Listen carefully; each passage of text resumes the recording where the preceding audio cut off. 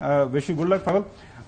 حسن یہ with the passage of time مطلب مارکہ حق کے دوران بھی جس انداز سے وہ انہوں نے جو ہے آپ کو پتا ہے کہ اسلام آباد کو بحر عرب کے قریب کہیں کارٹون نیٹ ورک ہے نا. اچھا وہ بنا دیا. کارٹون نیٹ ورک کو اتنا ٹف ٹائم دے رہا ہے انڈین میڈیا.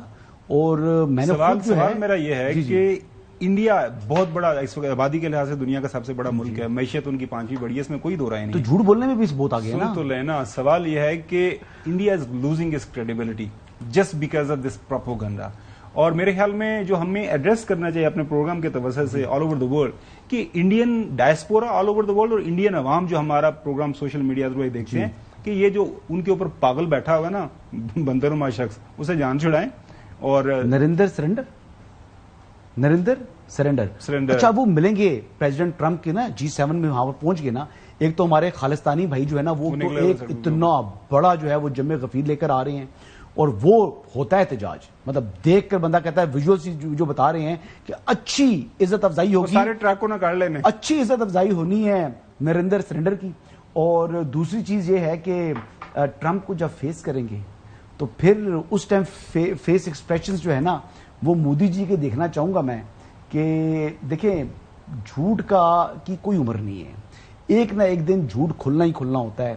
ابھی وہاں پر ڈیفینیٹلی لوگ جو ہیں وہ جرنلسٹ کا سامنا بھی کرنا پڑے گا, انٹرنیشنل جرنلسٹ کا, اپنے گودی میڈیا کا نہیں. وہاں جب سامنا کرنا پڑے گا تو وہاں پر سوالات بھی ہوں گے اور میرے خیال سے ایک امبیرسنگ سچویشن بنے گی.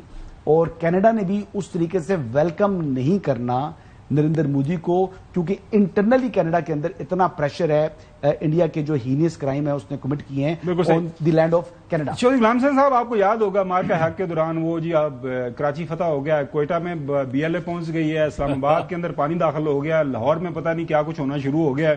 سو انڈین کریڈیبلٹی ان کے خاص طور پر میڈیا کی جس انداز سے خراب ہوئی ہے. What were they trying to achieve by that?